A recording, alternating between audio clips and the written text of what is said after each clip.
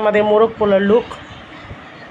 তো আমরা মোরগ পোলাওটা যখন রান্না করি তখন আমরা সবসময় চেষ্টা করি চিকেন রোস্ট থেকে যে ঝোলটা থাকে সেই ঝোলটা দিয়ে বসাতে, তাহলে এটার ফ্লেভার অনেক সুন্দর হয় আর খেতেও এটা অনেক সুস্বাদু হয়।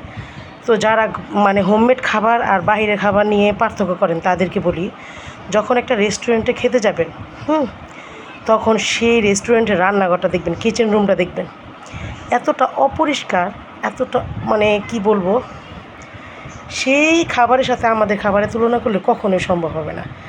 আমরা একদম সবসময় কিচেন রুমটা আগে পরিষ্কার রাখি, আর যখন আমরা রান্না করি আমাদের প্রত্যেকটা জিনিস খুবই সুন্দর চাকচিক্য করে নিই। তাতে আমরা কিন্তু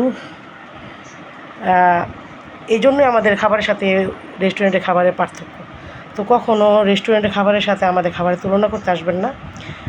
তো দেখেন আমাদের মোরগ পোলাওটা কি সুন্দর হয়েছে মাশাআল্লাহ। সাথে থাকবে ডিম আর 1 পিস করে চিকেন রোস্ট, আর থাকবে একটা করে ড্রিঙ্ক। আর ড্রিঙ্কের জন্য আমরা সবসময় ট্রাই করি মোজোটা দিতে। তো আপনাদের যদি নিজেদের কোনো পছন্দ থাকে বা চয়েস থাকে আমাকে বলতে পারেন।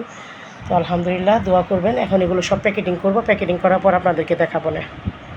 সবাই ভালো থাকবেন।